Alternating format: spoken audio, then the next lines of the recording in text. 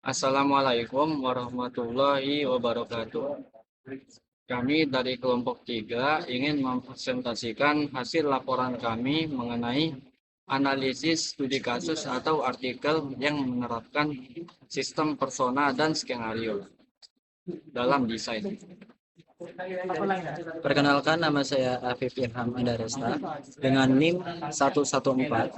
Saya Fardan Raditya Fariski Pasha dengan NIM 064. Saya Ridwan Budiantoro dengan NIM 123. Di sini kami menganalisis artikel dengan judul Use of Personas as in Requirement Engineering, a Systematic Literature Review. Berikut penulis dan tahun publikasi: Devani Carolita, Julian John, Anggerani, dan Darmawan Napitupulo. Dipublikasi pada tahun 2023. Artikel ini berasal dari jurnal Information and Software Technology atau IST. Untuk doi nanti ditaruh di laporan. Jurnal ini terindeks Scopus Q1. Untuk bagian pertama, yaitu ringkasan isi, dimulai dengan tujuan penelitian. Penelitian ini bertujuan untuk mengkaji bagaimana persona dapat diterapkan dalam Requirement Engineering atau RE. Kajian ini berfokus pada metodologi konstruksi persona, perannya dalam identifikasi kebutuhan pengguna, nilai manfaat yang dibahas, dan kendala yang ditemukan dalam proyek pengembangan sistem. Lalu ada metode penetapan requirement, di mana penelitian ini menggunakan metode Systematic Literature Review atau SLR.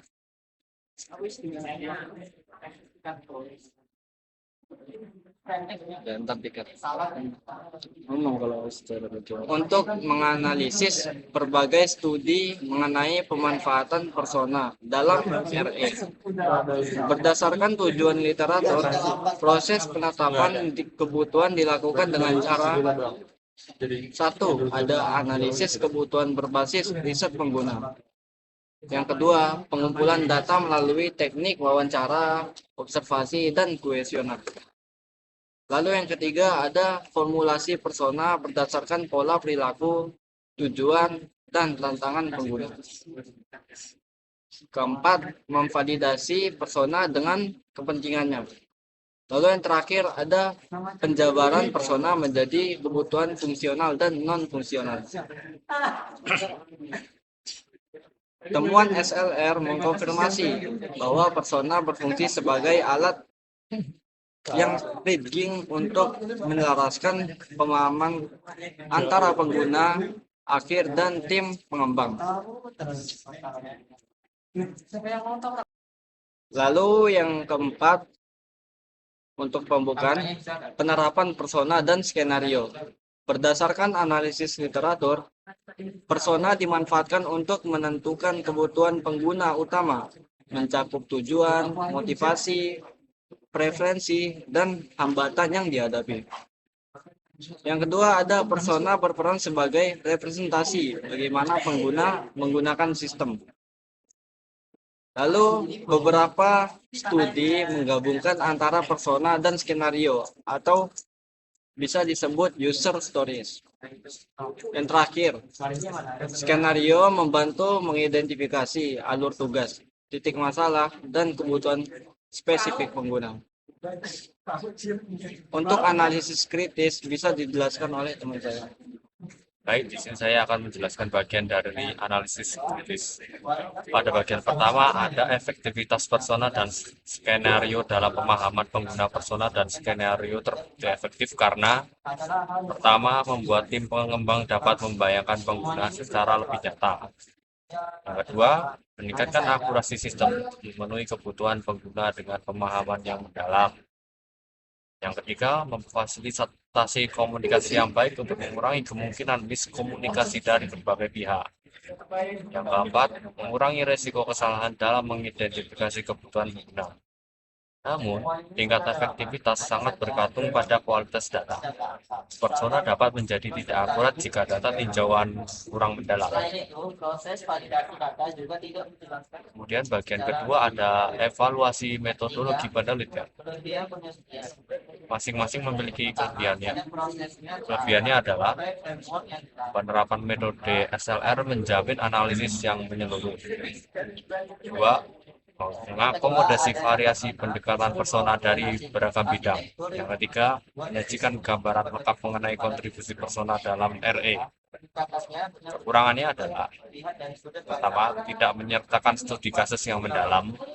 Yang kedua, validasi persona dalam literatur yang ditinjau kurang dijelaskan secara detail. Yang ketiga, pembahasan mengenai integrasi persona dan skenario relatif terbatas. Di sini untuk yang terakhir ada bagian implementasi dalam proyek interaktif di Indonesia. Contoh pertama, platform e-commerce. Persona dapat dikonstruksi untuk mempresentasikan segmentasi pembeli seperti pemburu diskon, pembeli eksklusif, dan pelanggan loyal. Skenario dapat memetakan journey pengguna mulai dari pencarian produk, proses checkout, hingga penyelesaian masalah transaksi. B. Contoh kedua, sistem e-learning. Persona dapat mencerminkan karakteristik pelajar seperti mahasiswa introvert, belajar visual, atau mahasiswa dengan keterbatasan manajemen waktu. Skenario dapat merekonstruksi alur pembelajaran mulai dari akses materi, penyelesaian tugas, hingga konsultasi akademik. Pendekatan ini diharapkan dapat menghasilkan kebutuhan sistem yang lebih kontekstual dan sesuai dengan karakteristik pengguna Indonesia. Untuk bagian refleksi bisa dijelaskan oleh teman saya bernama Irham. Baik, di sini saya akan menjelaskan tentang refleksi. Poin pertama adalah insight. Insight yang diperoleh berdasarkan kajian ini dapat disimpulkan bahwa persona bukan sekedar profil fiksi, melainkan alat penting untuk menyelaraskan persepsi antar tim pengembang dan kebutuhan pengguna. Penerapan persona dan skenario terbukti meningkatkan presisi dan perumusan kebutuhan sistem dari temuan. Dari temuan ini, kita dapat mengetahui bahwa manfaat persona sangat bergantung pada kualitas data riset. Selanjutnya, ada strategi penerapan sebagai desainer sistem. Sebagai desainer sistem, kerangka kerja yang dapat diterapkan adalah yang pertama, melakukan riset pengguna mendalam melalui kombinasi metode kualitatif dan kuantitatif. Lalu yang kedua, membuat persona dari hasil analisis pengguna. Selanjutnya yang ketiga, menyusun kondisi skenario berdasarkan kondisi nyata. Yang keempat, mengubah insight dari skenario menjadi kebutuhan sistem fungsional dan non-fungsional. Selanjutnya yang terakhir, yang kelima, memvalidasi persona dari kepentingan pengguna. Pendekatan interaktif ini diharapkan dapat menghasilkan kebutuhan sistem yang kontekstual, realistis, dan berpusat pada pengguna. Mungkin cukup itu yang bisa saya sampaikan. Untuk konklusi, penerapan persona dan skenario itu sangat penting untuk merumuskan kebutuhan pengguna atas desain yang akan dibuat. Mungkin itu saja yang bisa kami sampaikan. Kurang lebihnya mohon maaf. Wassalamualaikum Assalamualaikum warahmatullahi wabarakatuh.